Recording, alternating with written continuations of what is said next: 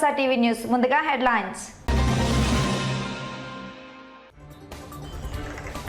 9వ వార్డులో పర్యటించి అనంతరం మున్సిపల్ ప్రాథమిక పాఠశాలలో మధ్యాహ్న భోజన పథకాన్ని పరిశీలించిన మున్సిపల్ చైర్పర్సన్ మాబున్నీసా.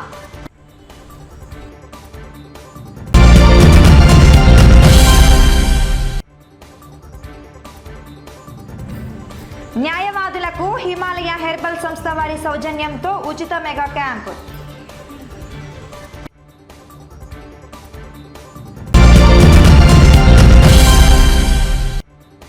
అసెంబ్లీ సాక్షిగా నంద్యాల ఆటోనగర్ను మోడల్గా తీర్చిదిద్దడానికి సీఎం కృషి చేయాలని కోరడంపై సీఎంకు ఎమ్మెల్యేకు ప్రత్యేక ధన్యవాదాలు తెలిపిన ఆటోనగర్ సంఘం నాయకులు.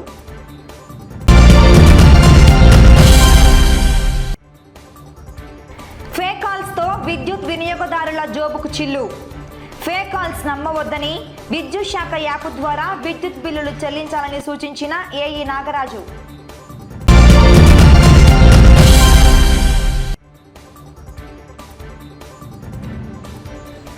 గోవా హెయిర్ సెలూన్ మరియు స్పా ప్రారంభం.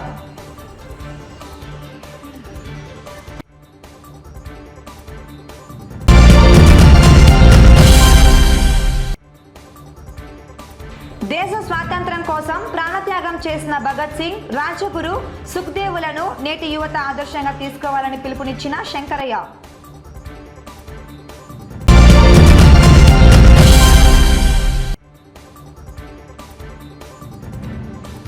నేడు స్పెషల్ ఎన్ఫోర్స్మెంట్ కార్యాలయంలో అక్రమ రవాణాకు ఉపయోగించిన వాహనాల వేలం.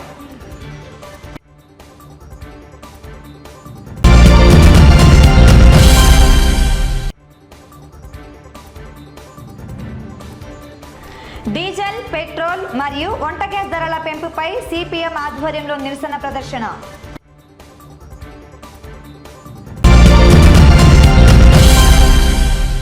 నంద్యాల పట్టణం 9వ వార్డులో నెలకొన్న సమస్యలను బుధవారం మున్సిపల్ చైర్పర్సన్ మాబున్నీసా మరియు మున్సిపల్ డిఈ పర్యటించి క్షేత్రస్థాయిలో పరిశీలించడం జరిగింది. సమస్యలను పరిష్కరించడానికి కృషి చేస్తామని చైర్పర్సన్ పేర్కొన్నారు.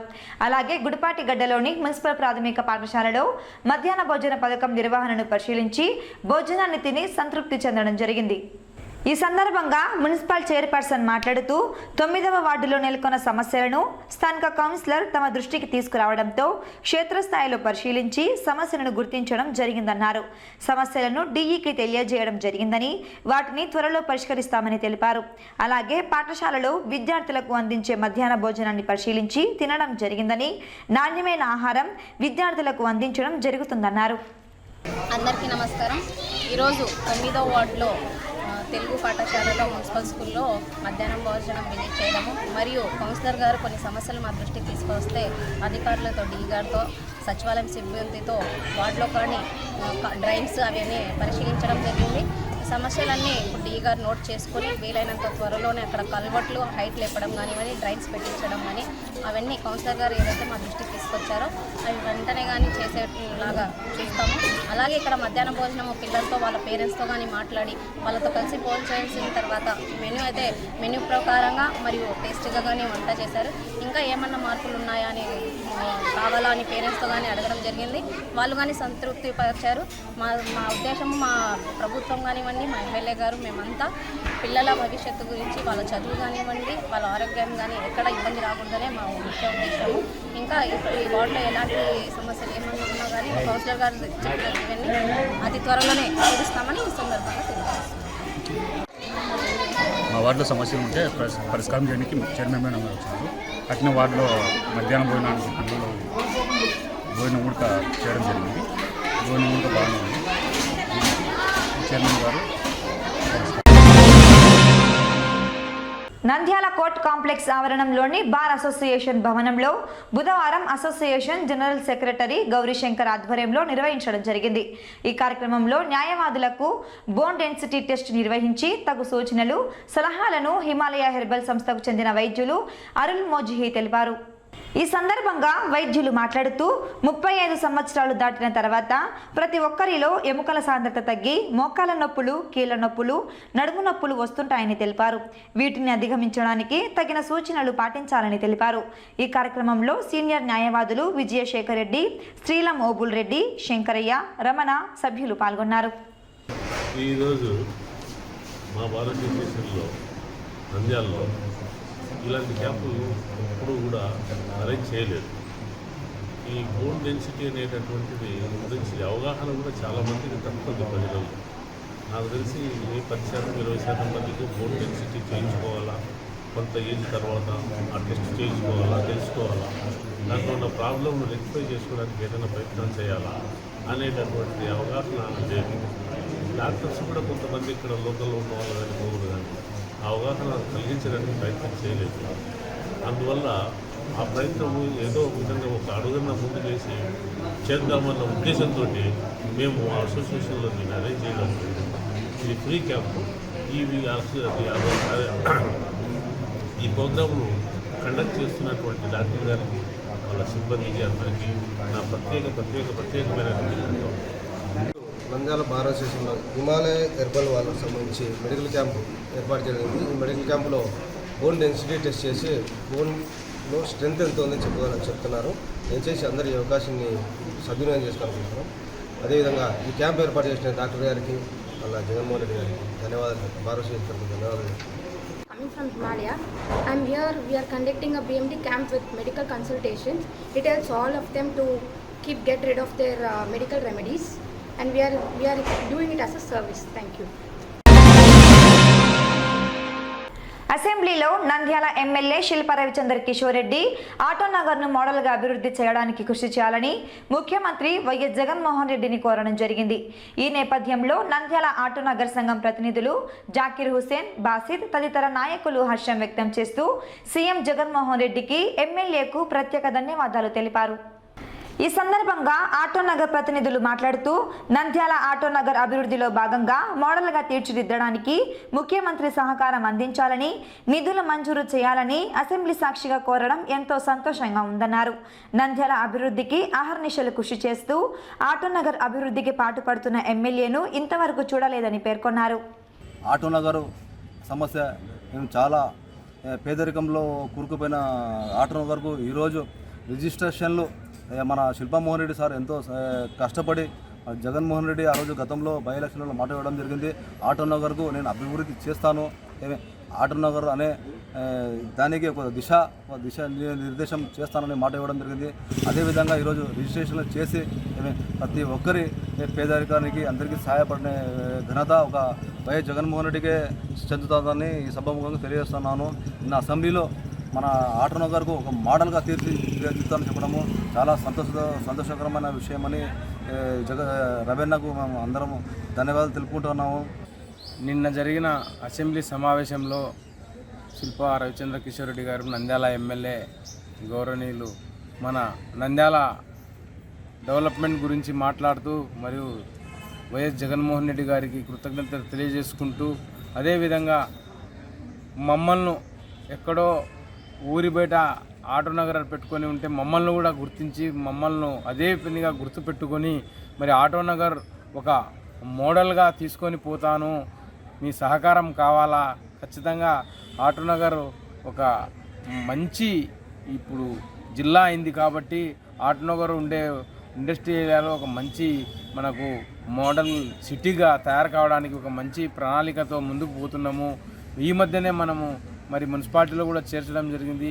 దయచేసి మాకు ముందు చూపుతో శిల్పా రవిచంద్ర కిషోర్ రెడ్డి గారు మరి ఈ విధంగా మా ఆటోనగర్ మీద ఒక మంచి సంకల్పంతో ఉంటూ ముందుకు పోతున్నందుకు ప్రత్యేకమైన మా ఆటోనగర్ కుటుంబాల తరపు నుంచి ప్రత్యేకమైన ధన్యవాదాలు తెలియజేసుకుంటూ, ఇంకా ఎల్లవేళలా శిల్పా కుటుంబానికి మా కుటుంబాలన్నీ కూడా మరి శిల్పా కుటుంబం వెంటనే నడవడానికి సిద్ధంగా ఉన్నాయని మరొక్కసారి మేము తెలియజేసుకుంటూ సెలవు తీసుకుంటాం.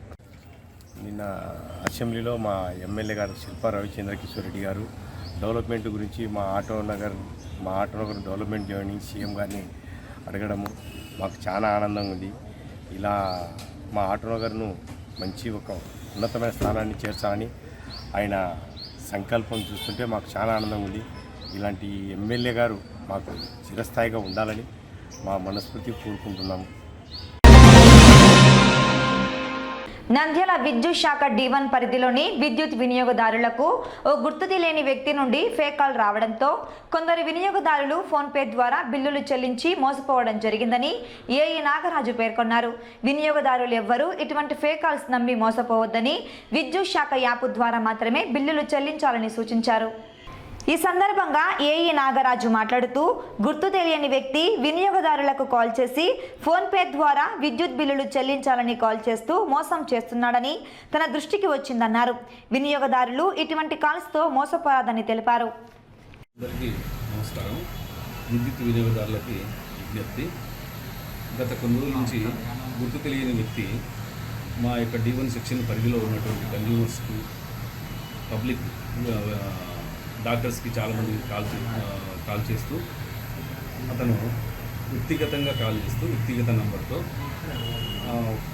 మీరు బిల్లు చెల్లించవలసిన విద్యుత్కి ఫోన్పే ద్వారా చెల్లించండి అని చెప్పి వ్యక్తిగతంగా కాల్ చేయడం అనేది జరుగుతూ ఉంది. అది చాలా ఫ్రాడ్గా మాకు తెలుస్తూ ఉంది. చాలామంది కంప్లైంట్ చేస్తున్నారు. వ్యక్తిగతంగా ఎవరు ఫోన్పే చెల్లించాల్సిన అవసరం లేదు. డిపార్ట్మెంట్ యాప్ ద్వారానే మాత్రమే చెల్లించవలసి ఉంటుంది. ఇది అందరూ గమనించగలని కోరుతున్నాను. బిల్లు బాకీ ఉన్నంత మాత్రాన విద్యుత్తుకు బకాయి ఉంటే ఏదైనా ఫోన్పే ద్వారా డిపార్ట్మెంట్ యాప్ మాత్రమే చేయండి. వ్యక్తిగతంగా చెల్లించదని చెప్పాము. దట్టు ఇంకా నా పేరు మీద ట్రూ కాలర్ వస్తూ ఉంది. ఏఈ నాగరాజు అని చెప్పి అతను ఫ్రాడ్ కాల్స్ వస్తున్నాయి. దయచేసి గమనించగలరని తెలియజేస్తున్నాను. ఈ విధంగా ఈ కాల్ వస్తూ ఉంది. ఇంకొక నంబరు మా దృష్టికి వచ్చిన నంబర్స్ 9441787514 మరియు 9441280417 నుంచి వస్తున్నట్లు నాకు సమాచారం అందింది. కాబట్టి ఎవరు కూడా ఈ నంబర్స్కి కానీ ఇంకా ఎవరైనా కూడా ఫోన్పే వ్యక్తిగతంగా ఎవరు చెల్లించదని చెప్పి కోరుతున్నాను. నంద్యాల పట్టణం ములాన్పేటలో బుధవారం గోవా హెయిర్ సెలూన్ మరియు స్పా ప్రారంభోత్సవానికి ముఖ్య అతిథులుగా హాజరైన వైసీపీ నాయకులు హబీబుల్లా, శాంతినికేతన్ విద్యా సంస్థల అధినేత సుధాకర్, కౌన్సిలర్ అబ్దుల్ మజీద్లు ఘనంగా ప్రారంభించారు. మహానగరాలకు ధీటుగా నంద్యాల పట్టణంలో అధునాతనంగా గోవా హెయిర్ స్టైల్ స్పా ఏర్పాటు చేయడం సంతోషంగా ఉందన్నారు. యువత ఉద్యోగాల కొరకు ఎదురు చూడకుండా స్వశక్తితో ముందుకు రావడం సంతోషంగా ఉందన్నారు. ఈ సందర్భంగా ముఖ్య అతిథులు మాట్లాడుతూ నంద్యాల పట్టణంలో మహానగరాలకు దీటుగా అన్ని హంగులతో హెయిర్ సెలూన్ మరియు స్పా ఏర్పాటు చేయడం సంతోషంగా ఉందన్నారు. యువత ఉద్యోగాల కొరకు వేచి చూడకుండా స్వశక్తితో వ్యాపార రంగంలో ముందుకు వెళ్లడం అభినందనీయమన్నారు. వినియోగదారులకు నాణ్యమైన సేవలను అందించాలని మరిన్ని బ్రాంచులు ఏర్పాటు చేయాలని కోరారు. Goa hair style spa centre నిర్వాహకులు అల్తాఫ్, ఫరూక్లను ప్రత్యేకంగా అభినందించారు. ఈరోజు నా వాటిలో గోవా సెలూన్ షాప్ అందరూ ముఖ్య అతిథులు వచ్చిన వాళ్ళు పెద్దలు హబీబుల్లా గారికి, ఎంఈఓ మేడంకి, ఇక్కడ వచ్చిన పెద్దలందరికీ నా పేరుపైన ధన్యవాదాలు. ఇప్పుడు పెరుగుతున్న డిస్టిక్ కావడం వల్ల ఇక్కడ ఎంతో డెవలప్ అవుతుంది. అందుకు నా వరకు సెలూన్ షాప్ని ఇక్కడ ఓపెన్ చేయడం జరిగింది. ఇది దేవుని వల్ల ఇళ్ళవేళ బాగా జరగాలని ఆ దేవుని కోరుకుంటున్నాను. ఈరోజు గోవా పేరుతో ఇక్కడ hair salon and beauty salon అన్ని సౌకర్యాలతో, అధునాతన సౌకర్యాలతో ఈ సెలూన్ని అల్తాఫ్ ఓపెన్ చేయడం జరిగింది. అల్తాఫ్ అండ్ ఫరూక్ దీన్ని స్టార్ట్ చేయడం జరిగింది. మన నంద్యాల పట్టణ ప్రజలకు ఇది ఒక మంచి అవకాశము. మనకి హైదరాబాద్, బెంగళూరు లాంటి సిటీస్లలో దొరికే ఇలాంటి అధునాతన సౌకర్యాలతో జెంట్స్ కోసము ప్రత్యేకంగా ఈ సెలూన్ని ఓపెన్ చేయడము నిజంగా సంతోషించదగ్గ విషయము. ఈరోజు నంద్యాల పట్టణంలో ములాన్పేటలో, స్థానిక ములాన్పేటలో బాలాజీ స్కూల్ ఆపోజిట్గా Goa beauty saloon and spa అనే ఒక హెయిర్ సలూన్ షాప్ ఓపెన్ చేయడము ఇది చాలా సంతోషదగ్గ విషయం. ఎందుకంటే మనము ఇలాంటి షాపులు ఇప్పుడు మీరు అందరూ గమనిస్తూ ఉంటారు. పెద్ద పెద్ద సిటీస్లలో ఇలాంటి ఫెసిలిటీస్ పెట్టి అక్కడ బాగా అందంగా తయారు చేసే విధంగా షాప్స్ వాళ్ళు ప్రయత్నిస్తుంటారు. అలాంటిది ఈరోజు నంద్యాల పట్టణంలో కూడా ప్రొపరేటర్స్ అల్తాఫ్ మరియు ఫారూక్ ఇద్దరు కలిసి నంద్యాలలో మంచి అందంగా ఉన్న వాళ్ళను ఇంకా అందంగా తీర్చిదిద్దడంలో కొంచెం ఒక రకంగా ఉన్న వాళ్ళను అందంగా తీర్చిదిద్దాలనే ఆలోచనతో ఈరోజు గోవా బ్యూటీ సలూన్ ప్రారంభించడం జరిగింది. ఇది చాలా సంతోషదగ్గ విషయము. ఎందుకంటే ఇలాంటి ఫెసిలిటీస్ మన నంద్యాల పట్టణంలో వీళ్ళు అవైలబిలిటీ చేసి పెట్టడం షాపు చాలా సంతోషదగ్గ విషయము. ప్రొఫెషనల్ స్పా మరియు హెయిర్ సెలూన్ని ప్రారంభించేస్తున్నటువంటి మిత్రులు అల్తాఫ్ గారికి అలానే ఫరూక్ గారికి నంద్యాల పట్టణంలో మొట్టమొదటిసారిగా ఇలాంటి ప్రొఫెషనల్ సెలూన్ ప్రారంభించాలనే ఆలోచన వచ్చినందుకు ముందుగా వారిద్దరికీ అభినందనలు తెలియజేస్తున్నా. మరి నంద్యాల పట్టణ ప్రజల ఆదరణ కొనగనాలంటే మంచి సర్వీస్ ఇవ్వాలి, క్వాలిటీ సర్వీస్ ఇవ్వాలి. ఈ క్వాలిటీ సర్వీస్ని కంటిన్యూస్గా ఇచ్చినట్లయితే ఖచ్చితంగా భవిష్యత్తులో ఈ గోవా స్పా అండ్ సెలూన్ మంచిగా ఇంకా 4-5 బ్రాంచ్లు నంద్యాల పట్టణంలో స్థాపించే స్థాయికి ఎదగాలని, ఆర్థికంగా అన్ని రకాలుగా మంచి పేరు కూడా మరి ఫరూక్ మరియు అల్తాఫ్ తీసుకురావాలని మనస్ఫూర్తిగా ఆశిస్తూ సెలవుస్తున్నాం.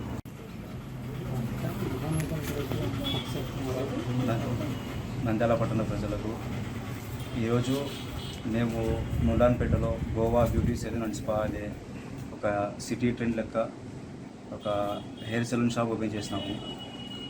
ఇందులో మనకు చాలా బ్యూటీ ప్యాకేజెస్, తర్వాత హెయిర్ స్టైలిస్ట్ వచ్చేసి ఒకరు Delhi experience from Delhi and Haryana.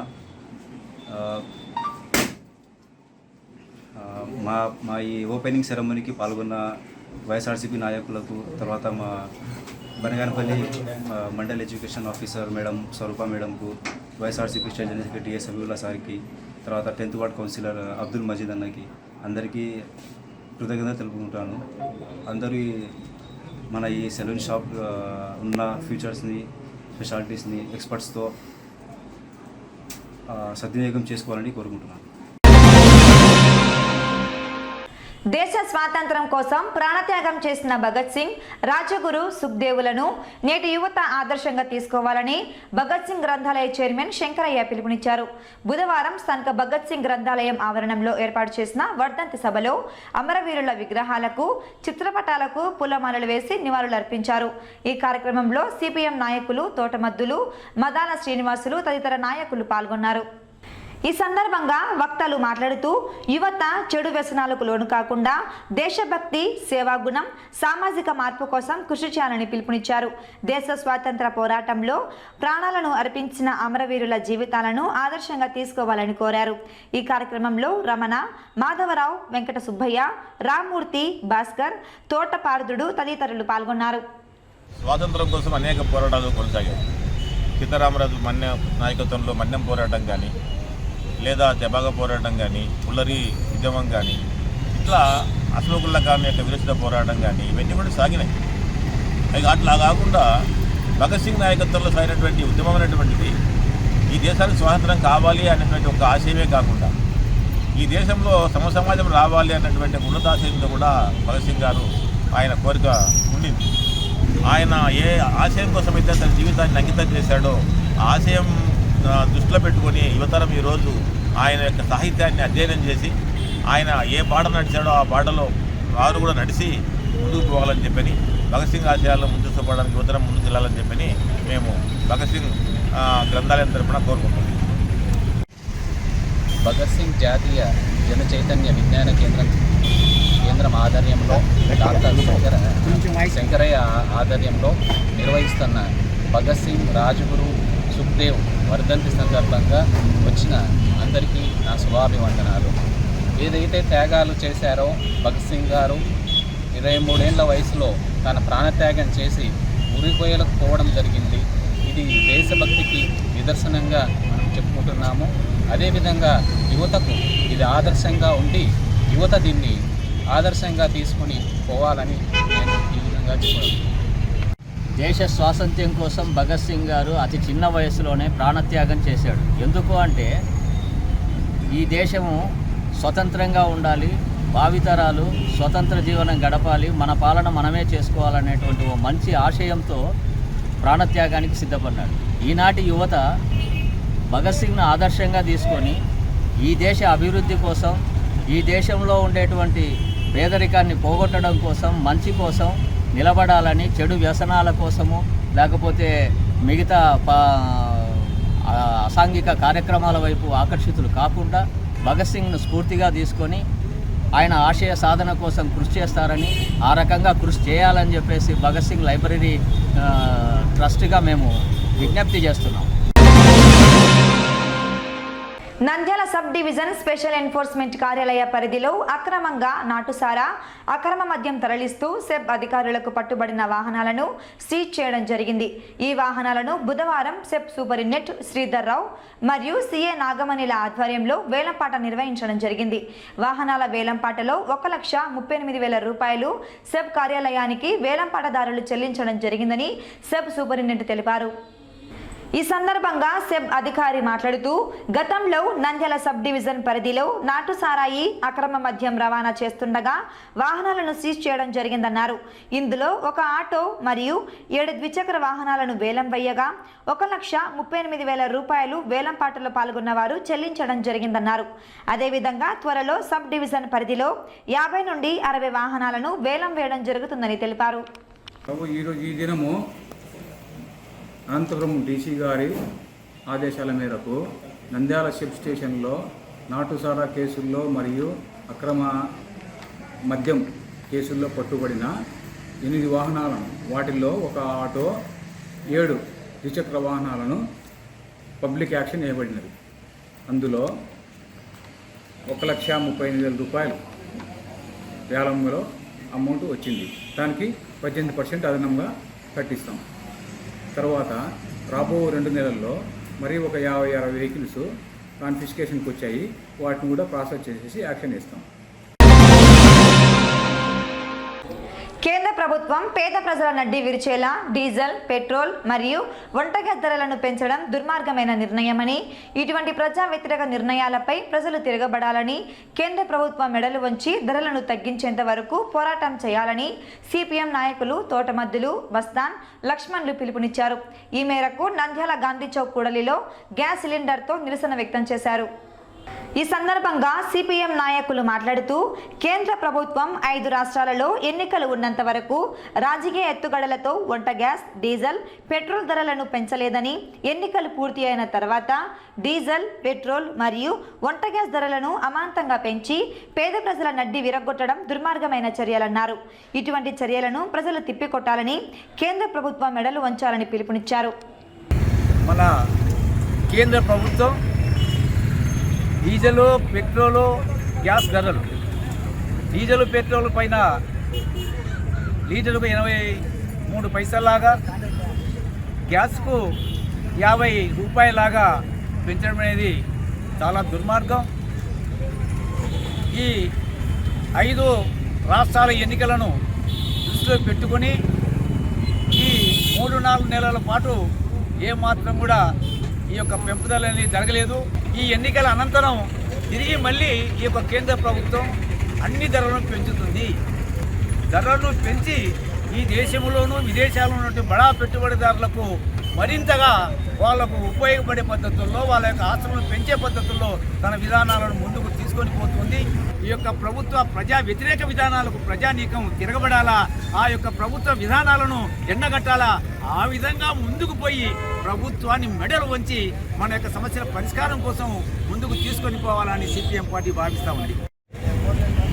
కేంద్రంలో ఉన్న మోడీ ప్రభుత్వము ఉత్తరప్రదేశ్తో పాటు మిగతా 3 రాష్ట్రాల్లో గెలిచి పంజాబ్లో ఓడిపోయి దేశంలో ఉన్న ప్రజాలకి, ఆడపడుచులకు అందరికీ గిఫ్ట్ మాదిరి ఈరోజు పెట్రోలు, డీజిల్, గ్యాస్ రేట్ పెంచినారు. గ్యాస్ రేట్ పెంచడం వల్ల ప్రతి ఇంటిలో ఉన్న ఆడవాళ్ళందరూ ఈ ముద్రిష్టపు మోడీ ప్రభుత్వం వచ్చిన తర్వాత ప్రతి నెల 1,100 చెల్లించాలి. కనీసపు మాకు సబ్సిడీ కూడా ఇవ్వడం లేదు అని ప్రతి ఆడపడుచు ఈరోజు ఆందోళన చెందుతూ కన్నీరు కారుస్తుంటే, రాబోయే రోజుల్లో వాళ్ళని బలపరిచే పార్టీలను ఆడపడుచులందరూ రోడ్ల మీదకి వచ్చి వాళ్ళను ఎన్నికలలో చీపురుతో కొట్టి పంపించేటట్టు చేయాలని, ఆ విధమైన పద్ధతిలో చేసినప్పుడే ప్రభుత్వాల గుణపాఠం నేర్చుకుంటారని తెలియజేస్తూ వార్తలు ముగించే ముందు ముఖ్యాంశాలు మరోసారి.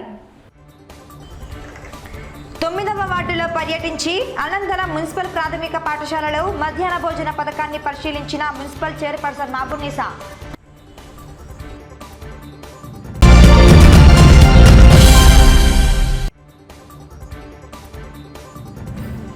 న్యాయవాదులకు హిమాలయ హెర్బల్ సంస్థ వారి సౌజన్యంతో ఉచిత మెగా క్యాంప్.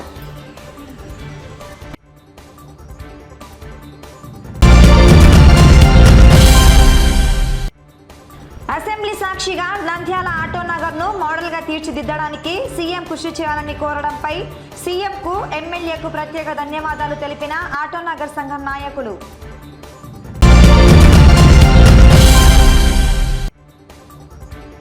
ఫేక్ కాల్స్తో విద్యుత్ వినియోగదారుల జోబుకు చిల్లు.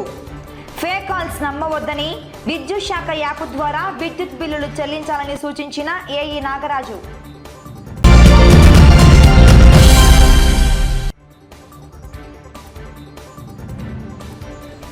గోవా హెయిర్ సెలూన్ మరియు స్పా ప్రారంభం.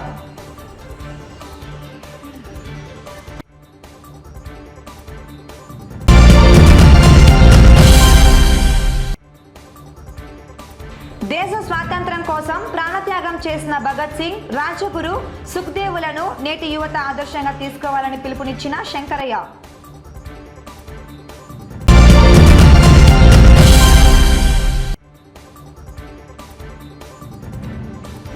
నేడు స్పెషల్ ఎన్ఫోర్స్మెంట్ కార్యాలయంలో అక్రమ రవాణాకు ఉపయోగించిన వాహనాల వేలం.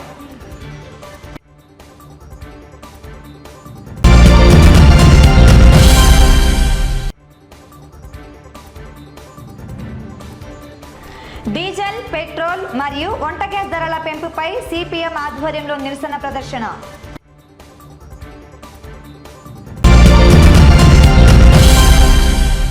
ఈ వార్తలు ఇంతటితో సమాప్తం. నమస్కారం.